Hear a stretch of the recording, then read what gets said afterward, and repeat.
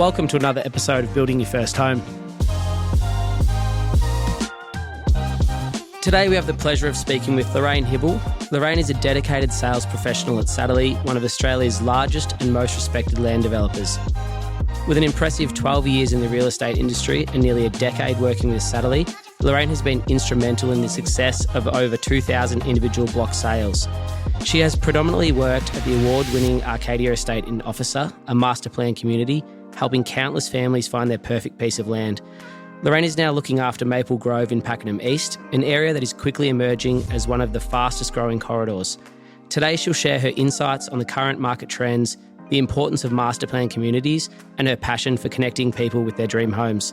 Let's welcome Lorraine to the show. Welcome, Lorraine. Hi guys, thanks for having me. Great to have you here. To start with, Lorraine, let's hear a little bit about what you do as a land sales professional. Yeah, so I work out of a land sales office and basically work for Satterley, which is Australia's largest private land developer. And pretty much as people are looking for new homes or first home buyers, upgraders, investors, anyone comes in looking for a home, I explain the land aspect to them. Yep. So I can go over the project, I can go over different sizes, pricing, look at what people actually need. So get all that information from them and help them in their buying journey. So basically your job is to connect purchasers with the right block of land based on what they need to purchase. Yeah, that's right, Jordan. There you go. There you go.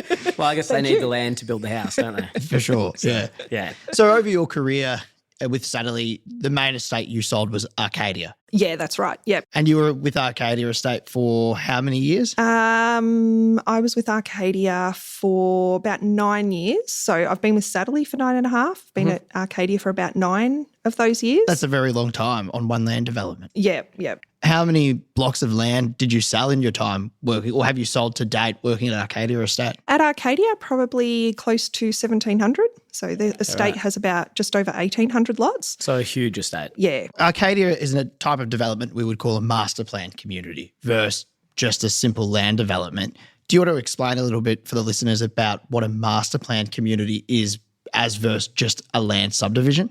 Yeah, so the importance of master plan communities is they essentially have lots of amenity and facilities in the project. Yeah. So that might be, for example, having schools in there, parklands, walking trails, those sorts of amenities? Correct, yep. So ideally some public transport, shopping, medical. And of course, Arcadia, you've got the Officer train station there as part of that Officer Town Centre precinct.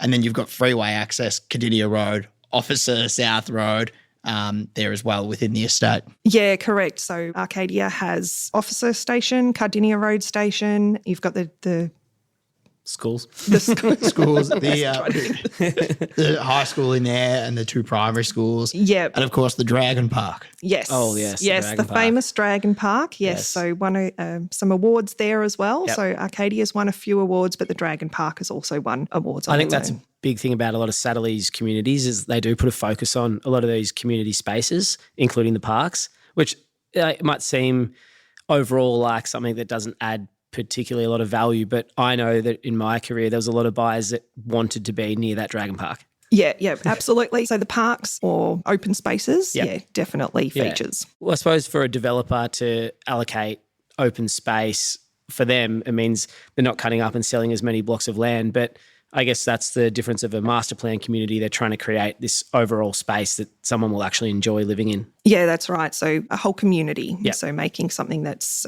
we've got the parks and all the other amenities, but that open space. So, people can walk the dog, ride the bikes, kids can go out and play, especially with block sizes changing now. Well, it's the convenience that people want. They want to be able to walk the kids to school, easily get on the freeway to go to work or the train station. Yeah, everyone wants the amenities close by. And that's, I think, what makes a master plan community a lot more popular than just your average estate. Yeah, it's very appealing and it's also good overall value. For sure. It creates a lifestyle for the purchasers to enjoy as opposed to just living in a house.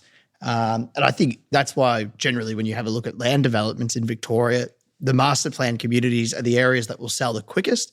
And they're generally going to be the areas where you see the most price growth within a really short period of time. And I think, correct me if I'm wrong, Lorraine, but at the peak of Arcadia, you were looking at something like 600 people trying to buy 10 blocks in a release. Is that correct? Yeah, it was absolutely crazy. The demand was so high.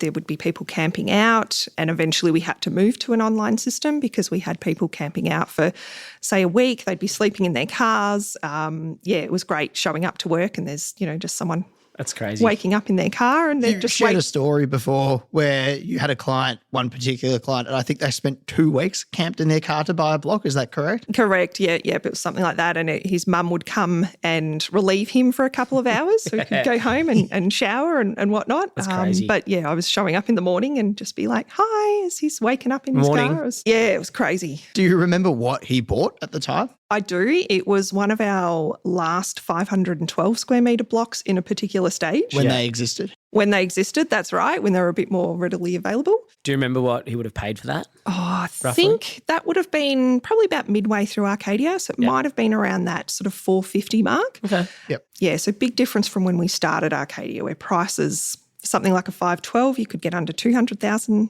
And what year was that in? When we started Arcadia, Yeah. that was 2014. And so in 2014, you had clients purchasing 512 blocks under 200,000. Correct, yep. And what would something like that cost now in It would Arcadia? be close to 600,000. So basically, If it was available. Yeah, exactly. If exactly. it was available. But you're basically telling me it's tripled in price or more than tripled in price over a 10-year period. Correct. Yeah, which Yeah. Is, I guess is like a very good example of what happens when you're looking at land in a sought-after location. Yeah. Yeah. Do you think the fact that it was a master plan community with these major amenities that would probably add to that growth? Oh, absolutely. Yeah. Yeah. When perhaps the market was a little bit quieter, we probably got busier because it was the safest option. Yeah. Well, I know we started our careers selling house and land in Officer, and Arcadia was always a good option to drive clients through. Or, at the time when we were selling it, there wasn't much to show them. But when you're showing them a master plan with all these things that are planned, it gave a lot of people a lot of confidence that it was going to be a great area. And I think those people, if they're listening now, would thank us for helping them buy a property in there because it Definitely. probably doubled, tripled in value. Yeah, they definitely would. Yeah. And so obviously now with Arcadia coming to a close, you've moved on to a new development with Satterley still, and it's Maple Grove. Tell us a little bit about what Maple Grove looks like versus Arcadia. Yeah, so Maple Grove, at the moment, I'm calling the little sister of Arcadia because it will be very similar. So again, a lot of the same features, walking distance to train station, which is a huge aspect in a lot of people's lives today, it is. but all the amenity again. So having schools, public transport, shopping centres nearby, open spaces, parkland, that's a huge important. So again, that similar master planned type of community. Yeah. And a lot of the people I've had buy have actually somehow come from Arcadia, whether it's repeat purchases or family or friends as well. Maybe time for their investment property if their first property's done so well. Yep, that's true. right. Yeah. So, they see the value of that master plan community. Yeah. And what about what clients are purchasing in Maple Grove as a block of land versus what people were purchasing early days in Arcadia? What shifts have you seen in the size and type of blocks that are being cut up by developers? Yeah, so we've still got similar sizes. However, in general, they've gotten smaller. Yeah, okay. And the biggest shift I would say that I've seen in the sort of the last 12 to 18 months is upgraders that are purchasing smaller blocks. Mm-hmm. With the pricing and everything like that, they see the value in getting something a little bit smaller. They can still get a beautiful big home on there. Yep. They've maybe got the budget to spend a little bit more on landscaping, that kind of thing. Yeah. Making it a low maintenance home that's just beautiful. Yep. And Rather then- than buying the bigger piece of land Yeah. that might push them out of their budget or Exactly. allocating the funds to areas that they see value in, I suppose. Yep, So absolutely. maybe seeing your upsizer potentially building a double story on a smaller block as opposed to buying the big block with a large single story. Is that something? Yep, definitely. So a 350 square metre, I've had a lot of upgraders buying those blocks, even 400 square metres, but still the 350, they fit beautiful homes on there. And also just with people's lifestyle changes, often if they do have young kids, they're not necessarily at home weekdays. They're off doing, sports and tutoring and music lessons or dancing or whatnot. Yeah, well, people are very busy these days. Exactly. A lot of people do prefer something that's low maintenance, a little bit nicer rather than just the overall size of it. And like we Yep. said earlier, a lot of these master plan communities have such good community spaces that people can go to the park and have a barbecue with their friends if they don't have, a huge The backyard. space, yeah. Which I guess is why developers are now creating these spaces, because they're acknowledging you won't necessarily have the big backyard, but you will have a park walking distance and you will still have that lifestyle. And actually, you'll have that lifestyle, you'll have that big open space, but someone else will maintain it for you. Yeah, absolutely. So you were saying Maple Grove's in Pakenham East. Can you give us a little bit more insight about what's happening in Pakenham East? Because I Yeah. understand it's a new suburb essentially. That's right. So the naming's still in with council at the moment. So that should be announced in hopefully the next few weeks. Yeah. But it's a whole new precinct. So it will be a new suburb, renamed, new postcode. But the actual area, there's about 7,500 lots going in there, new town centre. The Pakenham East station is just opened down the road from Maple Grove. So public transport's already there. But plenty of open spaces, parkland. You've got easy access to the freeway, Princess Highway. So, yeah, there's a lot happening out there. It's definitely I would say, a very fast Yeah, for growing sure. growth corridor. So Yeah. I guess a similar sort of concept to Officer, because if we look at Officer as a suburb 10 years ago, it was really undeveloped. Pakenham was developed, Beaconsfield was developed, and Officer was kind of nothing in between. Yep. Now Officer's quite sought after because of all the reasons we've just discussed. So I think they're basically picking that up and putting that into Pakenham East Pakenham or East, whatever yeah. we're going to call it in the future. Yep, that's Yeah. right. And it's that final sort of border. It is also, I guess, the gateway in between sort of heading further out to Druin, Warrigal, Traralgon, Yep. and much easier access as far as freeway and Well, highway. that's true. It's basically like, I guess it's like Officer. It's running sort of parallel to the Monash Freeway. Correct. You've obviously got the train line running through there. So it is a good location for people if they don't want to go as far as Warrigal or Druin. Yeah, A exactly. nice balance between that rural lifestyle and the city convenience, basically. Yep, absolutely. And that train from Pakenham East Station, does that run directly into the city? I It mean, does. obviously, I know it stops, but Along the way, yeah, it stops along the way. But you have access to Melbourne on that train line. Correct. Yep. So we've got, I've got a few people who have purchased who have already using it because they wanted to try out the brand new station. And then you've also got the V line that you can catch from Pakenham, which I believe stops probably about half a dozen times. So that's really appealing to people. If So that's you're- from yeah. Pakenham Station, you'd be taking the V line. Correct. Yep. And that's fairly close by. Correct. Yeah. That's good. That is very good. Yeah.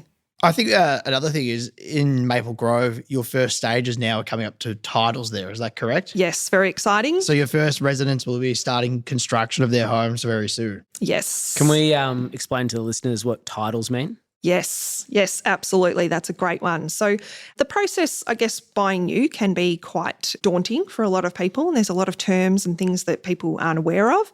Basically, titles is when the land goes from paddocks into individual blocks of land. So it actually, every individual block gets registered and it's titled as its own property. Yep. So that can take, varying time frames. So on average, when we sell a block of land, we'll give an average time frame. There's a number of factors involved with that though, and that not only includes all the construction side of things, but there's a lot of authorities involved, making sure that, electricity and water and drainage and sewerage and Everything has to be NBN done is right done. from the beginning, and it's obviously very regulated now. So Yeah, that that's is right. one bit of confidence that you can give to purchasers when they're buying land in a new estate, that all these amenities and the drainage and all these things that are going in to future-proof these areas. Yep, Yeah. absolutely. And so when a developer starts the construction, is there a set time frame that construction is going to take? There's a time frame. Yes, I emphasise the word time frame. I think that's not- very important to I emphasise. think the importance here is it's an estimated time frame. Too. Correct. It's not a set time frame in any case, really. Yeah. And the reason we can't give a specific date is because until we get titles, basically we don't know. And that's because there is so many factors involved, and it's not just us constructing the land, it's all those external parties that are involved in that. So if my land titles push out by 3 months, should I be angry at the developer? I'd prefer you not, but it probably depends what the developer tells you. And I think this is also really important where asking a lot of questions is so Yeah. important, because Yes. a good developer will tell you it's a time frame, what could go wrong, Yep.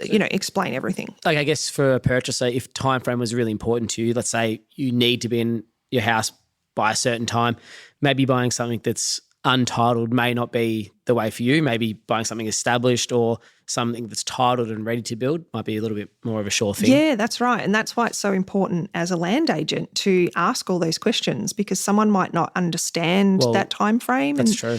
Yeah. They might think if they've bought that block off you, they could go and start building tomorrow, but there's actually no block there yet. Exactly. Yeah. I think also in my experience, I've found the closer land gets to being titled or the further through a development you get, the more accurate those title timeframes tend to be. Would you agree with that, or do you find that it can still vary? It can still vary, but generally, yes, I'd agree with that. So, and that's because the first lot of infrastructure, so the first bits of drainage, for example, have gone in. So we're kind of then just adding to that or developing it a bit further, extending it. Yeah. A lot of that major infrastructure is done in the early stages. Correct. Yeah. Well, there'd be a number of things that could affect the timelines, like weather, for example. Yep. If you've got a really rainy, wet season, or like when we had COVID, there was obviously title delays because there was a shortage of people Staff, to actually go out there and do it. Yeah, absolutely. And that's why it's also so important to ask those questions. It's the same. I've sold land all around Victoria.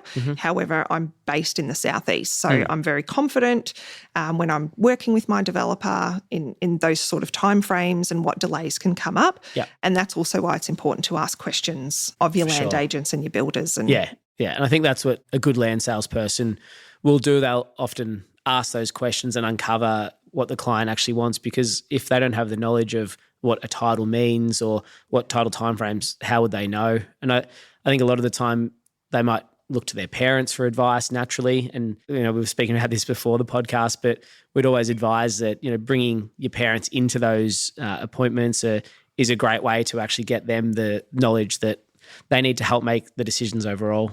Yes, that's definitely one bit of advice I would say to people, apart from asking questions. If you are unsure, if you've got family or friends who are trying, and, I'm sure that they're trying to give the best advice and help you out. Always, yeah. Yeah, bring them in. Get them to ask us questions. Yeah. That's what we're there for. That's literally our job. I guess if someone's opinion matters to you, bring them in so that they can actually hear it firsthand and they can ask those questions and they can have an educated opinion to share, not an opinion based on some knowledge they acquired 30 years ago when they last purchased a block of land. Yeah. Yeah, exactly. If I was to go and buy land in the West right now, I'm not familiar with the West over the last few years, so I would 100% go and talk to the guys out there and get my advice. For sure. And that's the same, like if mum and dad or, Uncle Jim's trying to help his nephew or something like that, bring them in so that we can give them advice on the way things are today, perhaps not the way that they built, 5 or 10 or 20 plus years ago. And like I said, they're probably trying to give them the best advice and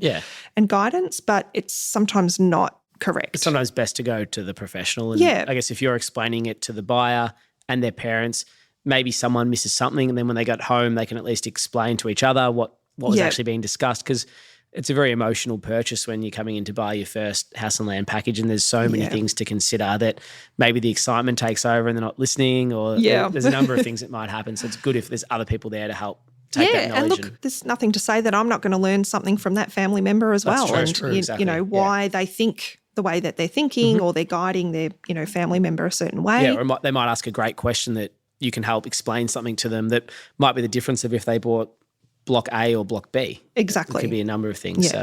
Building and purchasing house and land is very different as well to purchasing established property. A lot of people's experience purchasing is based on purchasing an established home. That's true. And I think that even comes down to like when you're looking at contracts, because land contracts can be a lot more complicated. It's for a block of land that doesn't exist yet. You've got design guidelines to take into account. You're working on longer sort of timelines.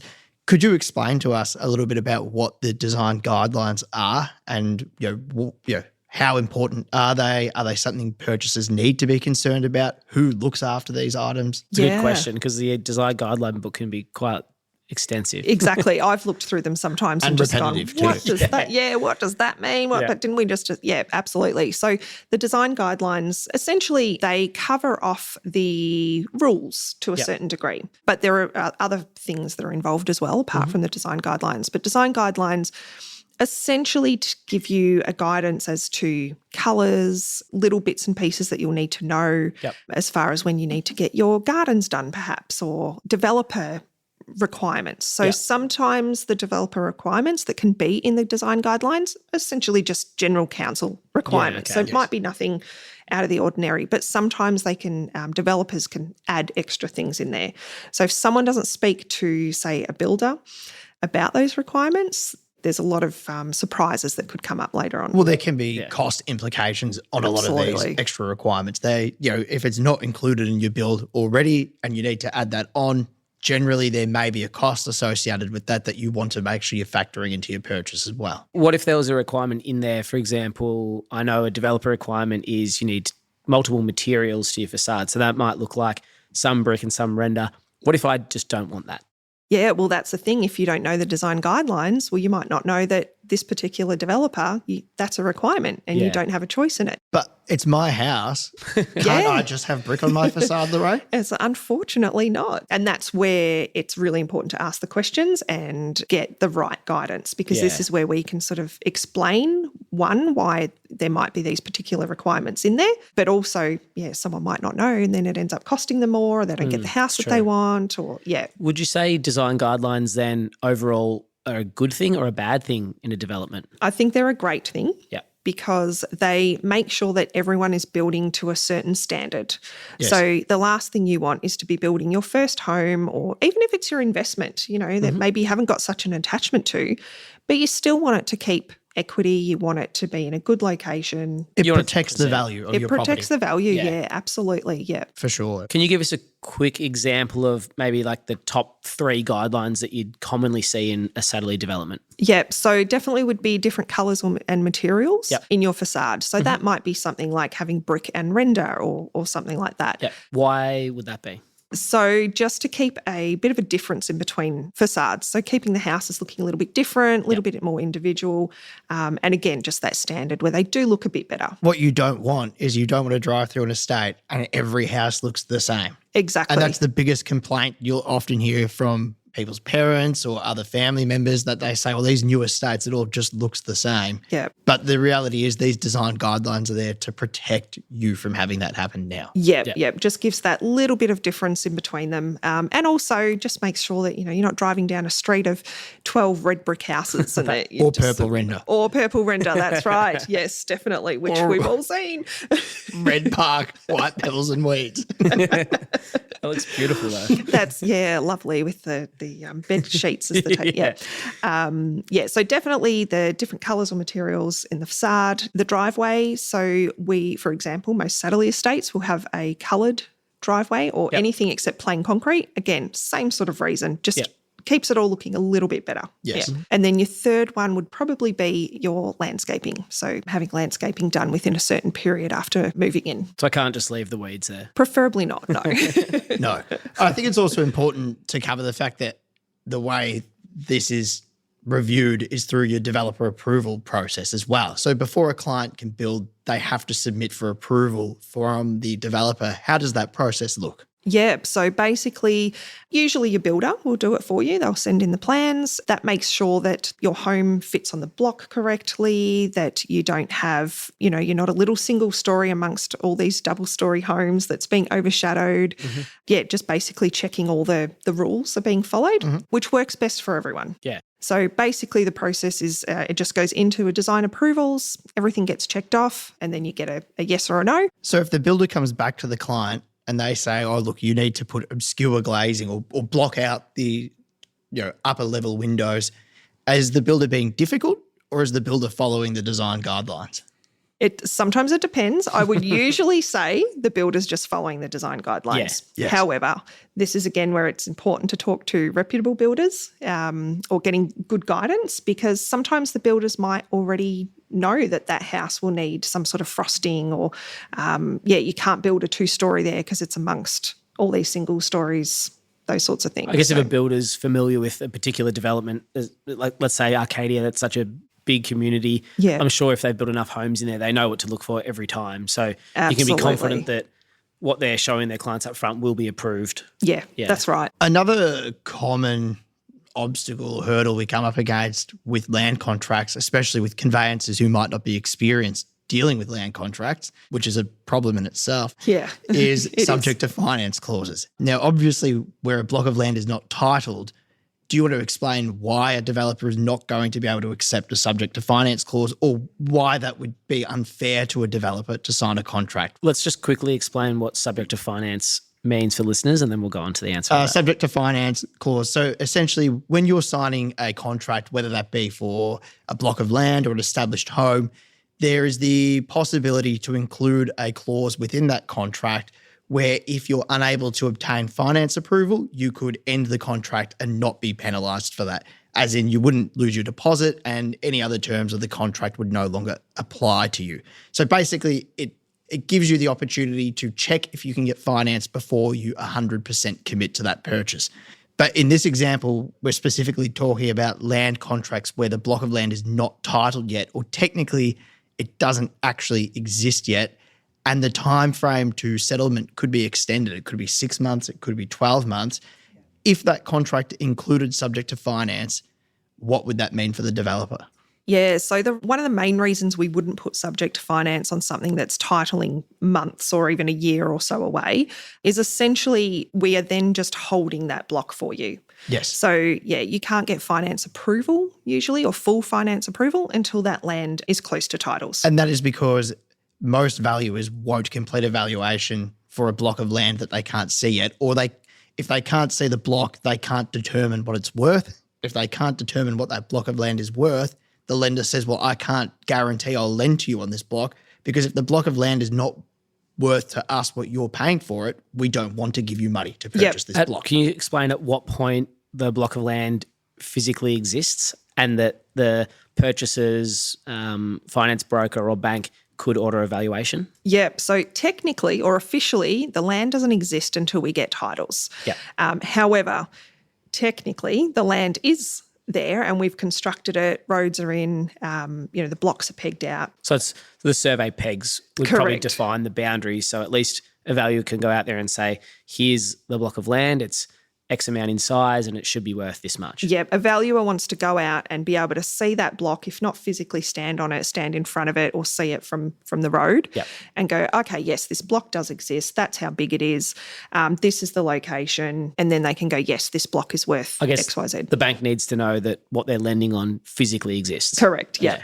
And normally we'll be in touch with clients a couple of months before titles to say, okay, this is this is where the stage is at. You can order valuations as of this date. We'll generally grant access for the valuers so that they can go out there, because we want to make sure everyone's ready when the land titles as well. So if someone was buying a block of land that's untitled, wouldn't they want to go subject to finance in case they can't get their finance approval? Or otherwise, what does that look like when someone comes and purchases something untitled? Yeah, of course. I mean, subject to finance does give them a bit of security, but unfortunately for a developer, we can't just hold a block for that amount of time. Yeah. It just wouldn't be viable. And I guess for clarity, the reason you can't is because if you hold a block subject to finance for the 6 months it might take for them to confirm if they can get their finance or not, in that time frame, you might miss out on 50 other people who want to purchase the same block who would have actually been able to get their finance to purchase that block. And when you're talking about a master plan community that might have,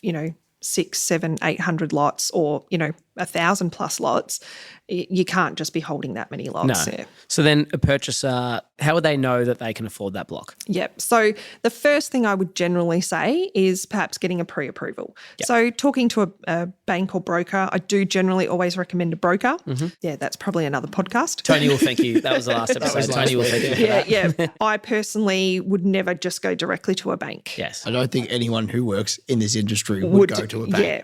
No, definitely. I might be wrong, but yeah, I mean, unless they, even if you knew the bank manager. Anyway, that's another podcast. Yeah, that's definitely another. Yeah, definitely getting a pre-approval. Yeah. Even if you don't get a full pre-approval, and I'm not talking about just sitting on, one of the bank's websites and putting in some details, because honestly, that's pretty vague. Yes. But just having a chat with a broker, going over your circumstances, they can say to you, right, you're not in a position right now, but if you buy something that's going to title in 6 months, 12 months, 18 months, and you save, or, they'll be able to advise you for your personal circumstances. Yeah. So definitely getting a pre-approval or having a chat to a broker at least that can guide you. Well, I can give a little bit of insight to my first property purchase, which was actually in Arcadia. Lovely. I bought the block of land and it wasn't expected to title for about 12 months. And yeah, same thing, had a review with a broker and they said, yes, you're able to go and purchase something, a house and land package. And I bought that block, I think from memory, the package was about $399. So pretty good. Good value. And So that was the package. that was the house and the land. With the build. Yes. And it ended up taking maybe close to 18 months to title, which was a very big learning curve in my career because I didn't think, I didn't know how long these things sort of took. I'd probably only been in the industry for about 12 months, but what actually ended up happening in that 18 months, and I'm sure you'll remember this too, but the value of the land increased by maybe over 100,000 or more. So by the time my house had finished construction, it was worth substantially more than what I paid for it. So in that time frame of when I initially spoke to the broker, when I fast forwarded 18 months, I'd been in my career a little bit longer. I'd sold a lot more houses, a lot more land in Arcadia, and I was in a much better position. But I guess that's something we do educate a lot of our buyers on, that if you're maybe not in the position right now in terms of deposit savings, but you've got the income to support your borrowing capacity, maybe you are in a position to actually go out there and purchase that house and land package. If the land's not going to title for 12 or 18 months, that can actually really work in your favor. Use that to your advantage to get into the market. Yeah. And nothing's guaranteed, but there are cases where clients with very little deposit have been able to settle on a block of land based on an increased valuation, contributing very small amounts of money. Yeah. And I know I've had clients that I've sent to you guys, and that's, you've been able to help them out by, if they haven't perhaps spoken to a broker that I've recommended, where they've been able to come to you guys, you've gone over the process with them and even explained, perhaps the sort of house that they could fit on a different block that's available these days in certain price ranges. So yeah, that's really important to consider as well, that you might not be able to afford a $700,000 package today, but if the land isn't going to title for 18 months, and maybe there's to save. a promotion coming up, or maybe you're going to be a fully qualified tradesman, or there might be things will Something change in your life, up, and you can actually use it to your benefit. And a good broker, with good knowledge and who's confident in their abilities, can give that advice and they can put that plan in place for you. So you can, you can make that commitment, and you don't need to be concerned about subject to finance clauses, for example. And I think the other thing that's important is when titles are 12 or 18 months away, if your circumstances change, there can be avenues where you could look at, a nomination of that block to another purchaser if possible, or if you could settle the land, you might be able to resell it. There are exit strategies if the worst happened for a client as That's well. right. And I think that's also really important. So that's one of, something that people might not know to ask, but not every developer will perhaps let you resell or nominate or whatnot. But myself, for example, with Satterley, we do allow resales and nominations. I've helped a lot of people with that. So, where either they couldn't get finance or, it is a long time. So perhaps their circumstances have changed. Happen overnight that you've lost your job and your land titles tomorrow. There's a lot of time. And if I think that's probably another piece of advice, that if people are in that situation, don't just sit idle and do nothing about it. Speak to the land agent, speak to the developer, speak to your builder, because the people in the industry will be able to help you out with these things. Correct, yeah. And the sooner you get in touch with us, the sooner we can, give you some advice or look at different avenues, give you different suggestions. Yeah, if you come up at the last minute, then there can be some problems. No one in this industry wants to see a client lose their deposit. That's the reality. It's not beneficial to anyone. And anything that can be done to prevent that, everyone's going to work on. Yeah, absolutely. I like to sleep well at night, and I'd like to know that, I'm would try to help anyone in that sort of situation. If it was my family member that was in that situation, I'd want to help them out. And that's another thing with living in the area that I sell my land in as well.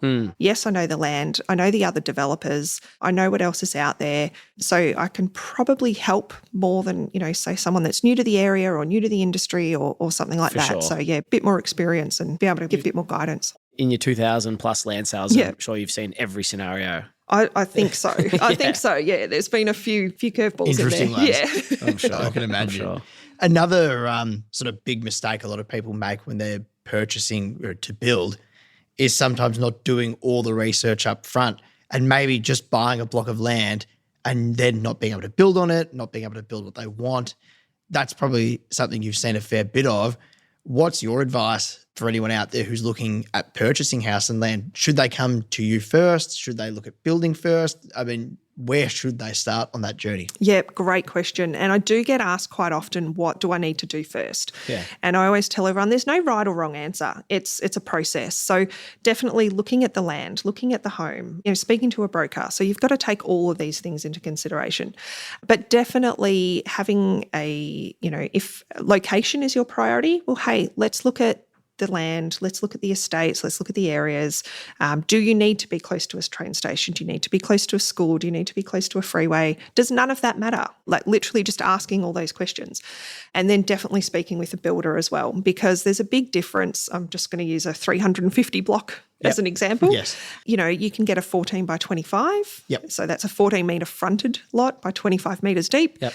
Or you can get a 12.5 by 28. So they're the same square metres. But they fit two very different homes. Yes. These Very are different also homes. very just odd measurements. We're familiar with it because that's just what it's like in the industry. But for your average purchaser, like why 12.5, 28? Why 14, 25? It doesn't make any sense. But asking those questions or speaking to that builder or the developer about that, we can help advise and point them in the right direction. Exactly. And even, if someone has absolutely no idea, I can open a builder's book and show them, look, this is what a 14 by 25 metre floor plan looks like. And this is like a 12.5 and that sort of thing. But also then it makes a bit more sense for them to go out and have a look at display homes and chat to their builders and ask, what size, not just what size block, but what dimensions does this particular block need, and write it down. Well, that is important. Because you don't want to fall in love with a home design and then buy the block of land that it doesn't fit on. That's right, yeah. Or buy a block of land at a certain price point where you can't afford to build the home you want on that land as well. That's a huge one, Jordan. Yeah, definitely. So the amount of people that, say they've got a $600,000 budget, yes, they can afford that $400,000 $1,000 block. $1,000 block, yes. But they're not going to build the home that they want for what they've got left. No. So No. you need to talk to the land agent, to the builder. Here's another scenario I'll run by you, Lorraine. I've jumped on REA and I'm having a look, and you've got land in Pakenham. You're selling a 512 square block. Approximately how much money would you be charging for that? Probably around $480. But I've seen one and it's only $280. Yeah. First thing I would say is, have you driven past the area? Not yet, but it looks flat. Yeah. The problem is it say it is flat, but it also might be backing onto the train line, which again, there might be nothing wrong with that if it doesn't bother you. It's perhaps not everyone's cup of tea. Enjoy the train roaring past you at night. I think my point here, though, is a lot of the time buyers will do their own research, which is good to do.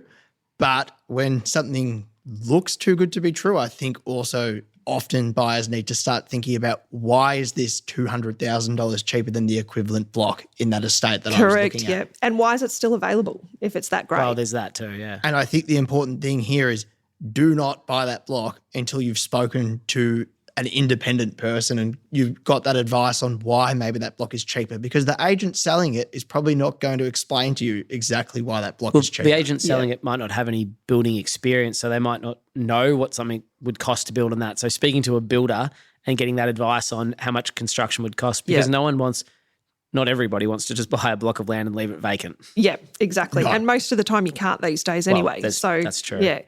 Yeah, no, definitely. If you came in today and said, hey, that exact scenario, I would probably say, have you been past it? 2, have you got a builder in mind? If you have a chat to them, get them to perhaps site a house on there for you so they can have a bit of a look at it. Yep. And then, just ask as many questions. Why is this block still available? Why is it so cheap? I guess the point here is there's a lot of professionals in this industry and their knowledge is readily available for purchasers to actually take advantage of. Would you encourage people to take the time to come down and speak to you? Is there any obligation to me coming down and having a chat with you about what's available? No, not at all. There's no obligation. But I would definitely recommend you come down and have a chat. So even if you weren't looking in one of my estates, definitely have a chat with your land agent, have a chat with your builder. The information's free. And I do understand it's scary. There's a lot of cowboys out there and I hate that because I do I'm quite passionate about my job and making sure that people are well looked after. So that does quite annoy me because people don't know because there is so much information. But all I can say is come down. It's free. Have a chat, ask questions, write things down, ask the same questions again. Yeah. There's a lot of information out there. That's right. And I guess if you get a bad feeling about it, go to the next person and verify that information you're getting. Absolutely, because there's so many people available in this industry to talk to. And you can quickly work out who's there to help you and who's there to help themselves. Correct. Yep, absolutely. That's just such a massive bit of advice, especially, and not just for first home buyers. Like that's just for anyone. For anyone, general, yeah. If you built 12 years ago or 20 years ago, it's very different today. Things change very quickly in this industry. Yep. Yeah. And I guess on that, where do you see things going moving forward? Obviously, you've seen a lot of change in the lot sizes and the prices, in the way things are done in the last 10 years. What about in the 10 years ahead? Yeah. So definitely I think the smaller lot sizes are a big thing. And like we touched on before, everyone or just about everyone's looking for those smaller blocks. Why are they looking for those smaller blocks? Definitely price. I'd say that'd be the first reason. Affordability, yeah. But also home designs have come a long way. So you don't necessarily need that 600 square metre block to build a beautiful home. Yeah. So, the designs have come so far. We've often spoken about this in the last sort of previous episodes that we speak about it all the time, that the smaller lots are becoming a lot more well thought out. There's really good spaces and people don't necessarily see value in just the additional rooms. They'd rather just like the comfortable theatre room, the nice open family meals kitchen space, a good outdoor area. Space. Yeah, for sure. And obviously with small lot housing code now as well, the usability of a block under 300 square metres is a lot greater than it is on a block over 300 square metres. Correct. So often you'll find you could purchase a 290 square metre block and put as much home on that block as you could put on a 312. All you're losing is space down the side of the home. Yeah. But what do you use space down the side of your home for? Yeah. I mean, I don't use it for anything, but and really you might be talking about an extra metre, right, down the side. So if it was a couple of metres in the back maybe, or wherever your living space was, but with those designs, small lot housing code, definitely you've got so many better options out there now.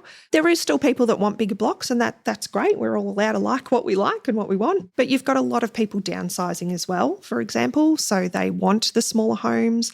You've got first home buyers, or you've got young families who don't need that yard space. It's just an extra chore, the bigger house, the bigger block. Yeah. So apart from affordability, there are other factors. I guess it also seems like counterintuitive, but often buying that smaller block gives purchasers the opportunity to put more house on it, because the money they're saving on land can go into house, and you may then look at doing a double story. So your client on a 350 block puts their 22 square single story on it. Your client on a 300 block could go away and put a 28 square double story on it and be looking at a pretty similar price point maybe for those two packages. Yeah. One's getting a lot more house than the other is. And really at the end of the day, whether your block's got a 3 metre backyard, 4 metre, 5 metre backyard, it doesn't make all that much difference. So you're a lot better off with the bigger house in most cases. The additional rooms are probably going to have a greater impact on the way you live rather than the extra metre or two of backyard. And beneficial for the resale value of that property in the future as well. That's true. Exactly. I wanted to finish with one last question. Yeah. What piece of advice would you give to yourself if you were just starting out to purchase a house and land? Okay, I would probably say it's tricky knowing what I know now.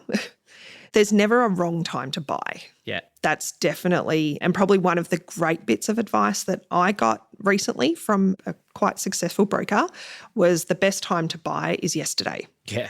So, you obviously have to take your own circumstances and situation into account, but, property in general, it's always moving. Yes, we have slow times or we have price drops and that sort of thing, but in general, it always goes up. Yeah. It's a tangible thing that's there. So, yeah. Property is for the long term. And Absolutely. in the long term, even if you've got a bit of up and down, you're going to see it go up as the overall trend. And someone who bought a property 30 years ago in March is not telling you they wish they bought it in June now. Exactly. Yeah. Well, it's been great having you here, Lorraine, to share your insights on land development. It's always good to hear the opinions of somebody with a background with such a big property development company in Australia. Again, thanks for coming down. We appreciate it. Thanks, it's been Lorraine. great to see you. Oh, it's been fabulous. Thanks, guys. Thank you. That's a wrap for today's episode of Building Your First Home, brought to you by Turnkey Building Group. We hope you found our discussion insightful and feel more confident as you embark on your home building journey. If you enjoyed this episode, please subscribe to Building Your First Home on your favourite podcast platform. Also, follow us on social media at Turnkey Building Group for the latest updates and home building tips. We love hearing from our listeners, so feel free to share your thoughts, experiences, and any topics you'd like us to cover in future episodes. Thank you for tuning in. Until next time, have a great day and happy building.